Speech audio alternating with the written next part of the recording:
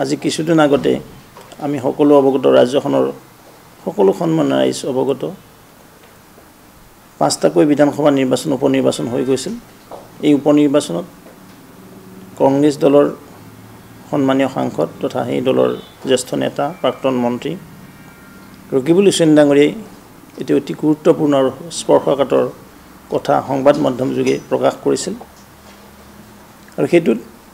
সমগ্ৰ সামগ্ৰীবাসী নহয় সমগ্ৰ ৰাইজে অন্তৰত দুখ পাইছিল যে ভাৰতীয় জনতা পাৰ্টিয়ে গোমাংস খুৱাই ভোট লাভ কৰিছে বা ভোট মানে দান প্ৰক্ৰিয়াত অংশগ্ৰহণ কৰাৰ কাৰণে জনতাক ইনস্পায়াৰ্ড কৰিছিল আৰু সেই কথাটো মাননীয় মুখ্যমন্ত্ৰী মহোদয়ে ইমিডিয়েট ৰিয়েকশ্যন দিছিলে আৰু সেই সকলো কথা চিন্তাৰ চৰ্চা কৰি যে আগন্তুক দিনত কোনো বিধানসভা নিৰ্বাচনেই নহওক পঞ্চায়ত নিৰ্বাচন লোকসভাই নহওক বা অন্যান্য লোকেল বডি ইলেকশ্যনেই হওক এই কথাবিলাক চিন্তা চৰ্চা কৰি মুখ্যমন্ত্ৰী মহোদয়ে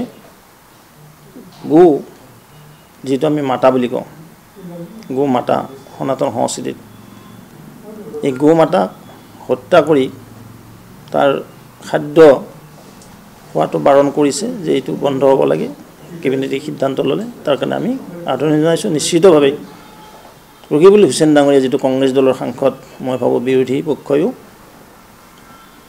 এই পদক্ষেপক আদৰণি আৰু সহযোগিতা আগবঢ়াব লাগে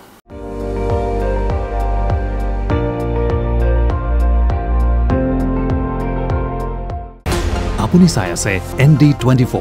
সৰ্বশ্ৰেষ্ঠ নহয় সৰ্বোত্তমৰ দৌৰ